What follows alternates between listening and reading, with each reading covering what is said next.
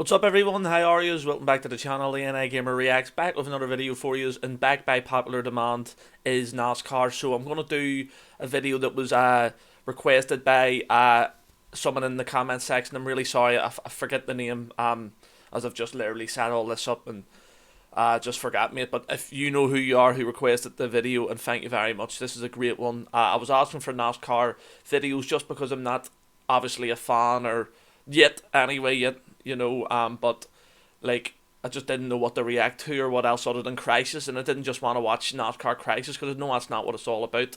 There's some great things in this sport that, you know, I want to find out about, and this was a great video to request, so we're going to get stuck into it, folks.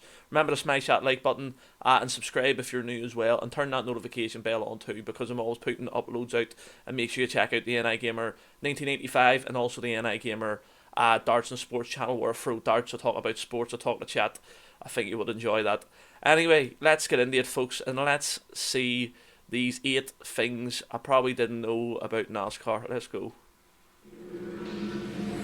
How fast they go. The cars are beautiful. Like, I hate when I see them crash because, like, over they're time, so good. I've noticed that a good chunk of my subscribers have either never watched a NASCAR race or have just started getting into the sport. And with the quarantine finally being partially lifted this week, and NASCAR being the first American sport to resume competition, albeit with no fans in attendance, there's going to be an influx of new viewers checking into NASCAR for the first time. So I thought it might be a good idea to explain what exactly the hell is going on here for newcomers. NASCAR is actually a lot like baseball or golf. The more you know about it, the more interesting it becomes. But the less you know about it, the more ridiculous it seems. So with information at a premium, here are 8 things that you probably didn't know about NASCAR. First off, NASCAR was started by state and federal criminals. Although NASCAR's founder Bill France was never a rum runner himself, NASCAR's early rosters from the late 40s and early 50s were filled with convicts and guys who just never got caught. Before and after Prohibition, intoxicating spirits were banned outright in several states in the Southeast. So enterprising young men throughout the South souped up their hot rods so they could outrun the cops when they were on one of their nightly runs. Eventually, local legends grew, and people wanted to know which of their local bootleggers was the best driver. And so, tracks and competitions were organized, and at some point somebody had the bright idea to start selling tickets to these get-togethers, and stock car racing was born. Bill France, a Daytona Beach resident and businessman, as well as a former race car driver himself, saw the growing interest and established the National Association for Stock Car Auto Racing, NASCAR. And the rest was history. While many NASCAR stars had their fair share of run-ins with the law, there was none more famous than the last American hero himself, Junior Johnson. A 50-time winner in NASCAR's Top Series, Junior Johnson was arrested by federal revenuers in 1956 when he went to fire up his father's still one night. He spent 1 year in federal prison and was eventually pardoned by President Ronald Reagan many years later, although he had begun the appeal process under the Carter administration. But in true bootlegger fashion, if you ever brought this up to Junior while he was still alive, he'd be quick to remind you that he never got caught behind the wheel while he was making one of his runs. Junior gained a reputation on the track for being a tough-as-nails driver and an innovative mechanic. So innovative, in fact, that he is widely regarded as one of the most cheatingest figures in all of NASCAR. And that gets me to number 2 on this list. Cheating is not only tolerated by NASCAR fans, but is actually celebrated. I know this comes as a shocker and is at odds with every other sport in existence, but hear me out. Although the sanctioning body of NASCAR is very stringent with its rules, NASCAR fans have always turned a blind eye to cheaters in the sport and actually sing their praises amongst themselves. Teams are allowed to either build their own cars or purchase them from other teams. And even though NASCAR has strict specifications that those cars have to adhere to, there's always a little wiggle room left to explore. There's an old saying in NASCAR, if you ain't cheating, then you ain't winning. Everybody does it, although they're usually bending the rules or just breaking a rule before it's on the books. Junior Johnson was so prolific in the art of rule dodging that he actually had one of his creations put into the NASCAR Hall of Fame, the Yellow Banana. A 66 Ford Galaxy that was one of the most disgustingly illegal cars in the history of the sport, and got its name due to its shape and its yellow paint job. But if there was ever a mechanic who could best Junior Johnson in the dark arts of stock car cheating, it was Smokey Yunick. With a silly name but a penchant for disregarding the rules at every turn, NASCAR fans became enamored with Smokey's antics. He did anything to get a leg up over the competition, making his engines too big, mounting the bodies too far forward on the frame, increasing the size of the fuel tank, and when officials became wary of that, they mandated the size of the fuel tank to 20 gallons. But Smokey then just made the fuel line wrap around the car, which squeezed an extra gallon or two. That's actually really smart when you think about it. And in one famous example, Smokey had his fuel tank seized by NASCAR tech inspectors, saying that it was too large and he had a total of 10 infractions that needed to be changed. They had pulled the fuel tank out of the car as extra punishment, thinking that Smokey would have to push the car back to the garage. But instead, Smokey just jumped in the car, cranked it up, still with no fuel tank in it, and drove it back to his crew while shouting at the officials, "Make that 11 things." Jeez. True to his name, Smokey fogged up the lines between right and wrong. And even to this day, this proud tradition of rule bending is still alive in NASCAR. As recently as 2018, during the Flexgate scandal, Stewart-Haas racing cars have manipulated the bracing on the rear window to give way at high speeds to direct more airflow towards the spoiler, an exploit famously found out by NASCAR Reddit. Being as there was no rule in place to brake at the time, NASCAR let the wins by Stewart-Haas stand, but said that anything of the like found going forward would be dealt with harshly, as teams found out the hard way later. The Stewart-Haas team of cars beat the law at the time, but that actually leads to the question, to be honest, it's not really cheating, it's just really smart. Well, yeah, number 3, NASCAR is a team sport. One team owner might expand his stable from 1 car to include 2, 3, or even 4 cars, the maximum allowable as of right now. Piloted by different drivers with different crew chiefs who prepare the cars, these teams share information and discoveries, but still prepare their cars independently according to the preferences of the drivers. Sometimes this leads to friendly and not so friendly competition in-house, which may or may not have beneficial effects on the teams. It's all dependent on the chemistry of the people involved. I'm sure it is. So the owner of the entire operation has to manage his personnel look at that work, the handiwork. Just as important as the team of mechanics are the pit crew members, who service the car during the actual race. These fearless men, plucked from the rosters of professional and collegiate athletic programs, braved the chaos of pit road and changed tires and put new fuel in the car, all while making adjustments and repairs as dozens of other cars and teams are all doing the same thing so long to do. Under ideal conditions, a NASCAR pit crew can change 4 tires, top off fuel, and make adjustments to the car in less than 15 That is absolutely seconds. insane. And yes, sometimes accidents do occur and they get hurt. But thanks to safety regulations and the skill of other drivers out there on pit lane, those incidents are few and far between. The pit crew members are the athletes that make the team the best they can be on race day. But what about the guys behind the wheel piloting the race car itself? That gets us to number 4. Yes, the drivers are athletes. Sure they are. It takes a special type of crazy to hop into a metal coffin wearing a fireproof suit and sling a car around at 200 miles an hour. Beautiful cars. But it also takes an insane amount of physical fitness as well. Temperatures inside the car can reach as high as 140 degrees Fahrenheit. And in this oven, you have to think critically about your next move and have cat-like reflexes, all while communicating to your crew about how your car is holding up via radio.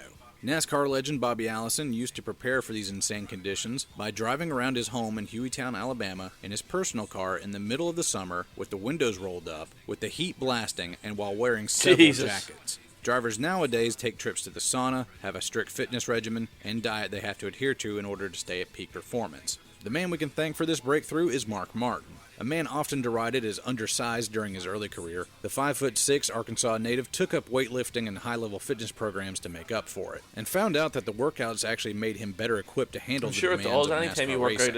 And soon after that, nearly everyone followed suit. Even in his 50s and still winning races, Mark was still rocking an 8-pack. More abs than me. Wait, Mark Martin was still winning races in his 50s? Yep, that gets us to number 5 on the list. NASCAR drivers can. Do you know what? That's surprising to hear with the amount of crises. The average successful NASCAR driver will make his first starts in his early 20s and will retire in his mid to late 40s. Some drivers even go beyond this. In 1992, Harry Gant set the record that still stands today as the oldest driver to ever win a NASCAR race at 52 years old.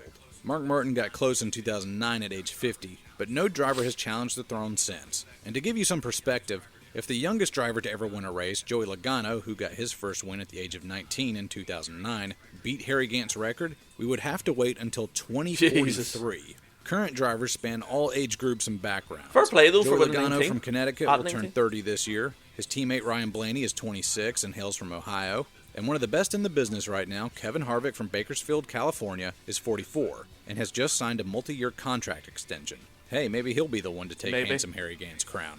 Okay, so we've covered the who, the what, and the why of NASCAR, but as you sit down to watch the race, what should you be keeping your eye on? Yes, there's daring, death-defying moves and beating and banging action happening every so often, but what keeps NASCAR crazies such as myself glued to the TV for the entire duration of the race? Number 6, it's all about strategy. I'm sure Most NASCAR races are between 400 and 500 miles long, and as you probably guessed, you have to stop for tires and fuel along the way. But when do you do it? Your tires will wear out faster the harder you push them, so do you just take it easy and make up time in the long run, or do you push it now and end up losing time as the race goes on? You need to make it to the front in order to win, but when and how you do this matters in the grand scheme of things. Helping the driver and the crew work this out and masterminding the whole plan is the crew chief. He oversees the whole operation and decides what adjustments to make to the car according to the driver's inputs over the radio. That must be he a also tough makes job, suggestions to the driver on how hard to push the envelope. Some drivers like their crew chief to handle the mental heavy lifting. Others prefer to run at their own pace and just let the crew chief worry about adjustments. Either way, pairing the right drivers with the right crew chief is crucial to ending up in victory lane at the end of the day. But there's one other guy in this conversation that we haven't talked about yet, the spotter. That gets us to number 7. Drivers can't actually see that much inside of their cars. Due to safety regulations, drivers are pretty much bolted into their seats and their head movement is very limited. So to help with this, drivers have spotters that communicate with them constantly, telling them where the other cars are out on the track, if there's a wreck up ahead, or what the leader is up to. These crew members, perched high atop the press box, are usually family members of the driver or former drivers themselves, who are handpicked based on their ability to communicate effectively with the driver. On those crazy double file restarts, the information spotters provide is understandably extremely important. In the early days before radio communications were widely available, lots of fatalities and injuries were caused simply because drivers didn't know what was happening up ahead. And as you probably expected, anytime a car is on the track, it is required by rule that the driver has a spotter up on the spotter stand to give him an extra set of eyes in the sky. Veteran drivers usually only have essential communications with their spotter and crew chief, as they can almost read each other's minds. However, newer drivers typically have a lot more radio traffic, as the spotter kind of doubles as a cheerleader and guide. And here's the coolest part about all this radio chatter: you can actually listen in. Using various apps on NASCAR.com or by renting a scanner at the track itself, you can pick a driver and listen in on all the back and forth action for yourself. That is actually class. And yes, sometimes the teams listen in on each other to see what kind of strategies they're cooking up. So don't be surprised if they start talking in code. But fair warning, these are grown men in a high-stress environment. Sometimes they say things that aren't exactly I'm sure. So think twice about having your kids join in. Some tracks, though, are so massive that they require multiple spotters in different locations to help out the driver. And that gets us finally to number 8. NASCAR goes to a lot of very different racetracks, and yes, we even make a few right-hand turns. Every driver in the series has to have a mastery of different disciplines in racing. Whether we're talking about the 2-mile and up super speedways, the half-mile short tracks, or the twisting and turning road courses, by the end of the 36 race schedule, every driver will have been put through a gauntlet of demanding venues. Tracks come in all shapes and sizes, and some of the lower divisions, NASCAR's minor leagues, even race on dirt. These circuits dot the U.S. landscape, from major markets like Atlanta and Las Vegas, to small towns tucked away in the southeast like Bristol and Martinsville, and everywhere in between. There are no away games, so to speak, in NASCAR, but with the vast majority of teams being located in North Carolina, having to pinball across the U.S. is a demanding effort in its own right, as hauler drivers will work around the clock driving a garage on wheels to and from each racetrack during the year. The crews and drivers will fly out to the track a few days before the race and spend hours running practice laps until they're finally happy with the car and move on to qualifying time trials to set the field, where the fastest driver starts at the front, also known as the pole position. Well, that about wraps it all up. 8 things you might not have known about NASCAR. Hopefully this video has shed some light on this weird tradition. No, it really has. It's really enlightened me. It's actually unbelievable. I'm really excited now to check out more stuff on it, because that's actually class. If you want to know more about the types of drivers that make NASCAR what it is, then you can check out my video on the 9 types of NASCAR winners. I'm going to have to check those out as well. Wait, don't let me. Do you know what? I think that's the end of it anyway. But folks, that was truly remarkable to watch. That was really, really something, you know. To find out that first it was started by like criminals or like, you know, just, you know, people like that there, which to be fair play to them, because it wouldn't be where it is now. And then also some of the biggest legends, you know, and then to find out as well, you have spotters and you have chief, or within the crew, I'm probably getting that term wrong, I'm sorry, but like people that oversee everything and all, and you know, it's absolutely insane. Thankfully I know a tiny bit about things like this from watching Formula 1, but I mean, it's not that much. But look, honestly, and the thing that actually was class there was that you can actually hear in, you've got a wee device that you can actually use apps to hear into the different teams and what they're saying and stuff. That's actually unbelievable. And what a video. I'm actually going to need to check out some more stuff, maybe more history, maybe the current events that are happening and things like that there. So a lot of things about NASCAR I didn't realise were exciting that I'm going to be watching. So thank you very much to the person that made the request. It really is appreciated.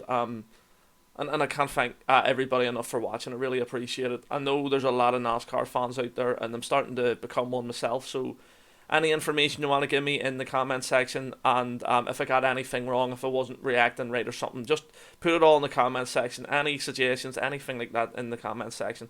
That's where I'll see it. But for now, folks, remember to hit that like button and subscribe, turn the notification bell on as well, and check out the NI Gamer 1985, my gaming channel, and also the NI Gamer Darts and Sports channel if you want to come over and just watch me throw darts and have a wee chat. I'll be trying to do more sports stuff over there as well, but it's tough, running free channels and things like that there, and doing different things. But hope you understand, and I'm glad you watched, and I hope you enjoyed, and I'll see you all in the next one, folks. Bye.